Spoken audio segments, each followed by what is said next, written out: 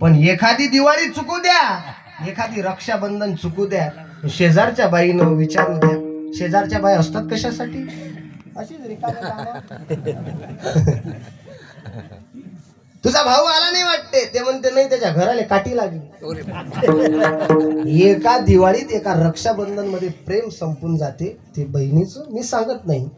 जगद्गुरु तुकोबारे म्हणतात, जवळ चाले मोठा धंदा, धंदा म्हणजे व्यवसाय भरभराट आहे, तर मग भाऊ, भावाची विपत्ती अवस्था आली की मग भावाला विसरून जातात. बहिणीचं प्रेम का ते प्रेम संसारात दिलेलं असते त्यांनी. मग महाराज महिला मंडळी आहे, ते म्हणतील महाराज आमच्या घरच्या बुवावर तर आम्ही खूपच प्रेम करतो. खरंच करता तुम्ही, खूपच प्रेम करता. तुमचं प्रेम यांचं महिला मंडळीचं दाखवून देऊ का 2 मिनिटात? सांगतो पा, दाखवा म्हणतात ते. भांडण करून आले का घरून? भांडण झालं की काय त्यांचं?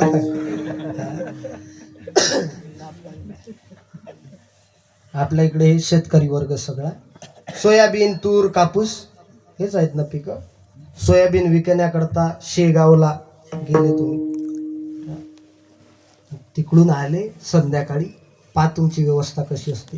का उशीर झाला, दिवसभरापासून उपवाशीचा, गरम गरम जेवण बनवते. तो म्हणते नाही मी आलू बोंडा खाल्ला होता. ते म्हणे एका आलू बोंड्यात तुमचं काय होते, घरी 2-4 भाकरीचा मुर्दा पाळून राहिले, एका आलू बोंड्यात होते काय? तो म्हणतो नाही जेवायचं नाही. मग चहा करू की कॉफी करू, थंड करू की गरम करू, हा तुमचे हात दाबू, पाय दाबू की? मी काहीच बोललो नाही बा, मी काहीच बोललो नाही. तुम्ही दुसऱ्या दिवशी या, चांगली व्यवस्था असते, कारण तुम्ही पैसे घेऊन आले ना माल विकून. दुसऱ्या दिवशी या. आणि शांताराम बुवा आला घरी, शांताबाई टीव्ही पाहून राहिली, कहाणी घर घर की. हा म्हणते पाणी घे बरं, ते लक्षच देत नाही. पाणी घे बरं, लक्षच देत नाही. हात लावते, पाणी घे ना. ते म्हणे तुम्ही उभे आहे की नाही, तिथंच माठ आहे, त्याच्यावर गळवाई आहे, ग्लास आहे, तुम्ही घ्या. घरोघरचा अनुभव हाच आहे वाटते. हे झालं महाराज पत्नीचं प्रेम. वैकुंठवासी रामचंद्र महाराज नागपूरकर म्हणायचे, पत्नीचं प्रेम, पत्नीचं प्रेम म्हणजे पंढरपूरचं दूध. पंढरपूरचं दूध पंढरपूरला गेलेल्या लोकांना माहित आहे. यात्रा कितीही लाख वाढू द्या, गहू कमी पडला, तांदूळ कमी पडला, साखर कमी पडली अशी बातमी, पण दूध कमी पडलं असं कधीच येणार नाही. का? पंढरपूरच्या सगळ्या म्हशी कामधेनू आहे. इकडे यात्राही वाढते, चंद्रभागेला पाणी वाढते. आपण म्हणा का हो एवढं पाणी दुधात? महाराज तोंड सांभाळून बोला. देवाच्या पायापाशी 5 किळ्यापासून दुधाचा व्यवसाय करतो आम्ही, दुधात पाणी टाकत नाही. एवढं पातळ का? तो म्हणते पाण्यातच दूध टाकतो. म्हणजे यात्रा वाढली की वाढणार पंढरपूरचं दूध, तसं श्रीमंती वाढली की पत्नीचं प्रेमही वाढते. मला अनुभव नाही, मी वाक्य म्हणूनच सांगितलं, ज्यांचं आहे त्यांचं.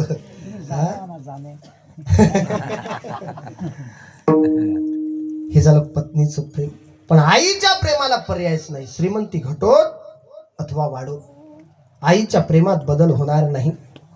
प्रधानमंत्री पोरगा झाला तेवढंच प्रेम, चहा विकत होता तरी तेवढंच, प्रेमात बदल नाही. हे उदाहरण दिलं मी.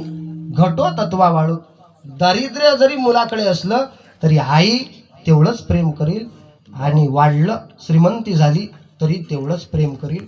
म्हणून जेव्हा जेव्हा कवींना स्फुरण झालं, संत महात्म्यांना सुद्धा देवाविषयी, संतांविषयी, गुरुविषयी प्रेम निर्माण झालं, तेव्हा आई म्हणूनच केलेलं आहे.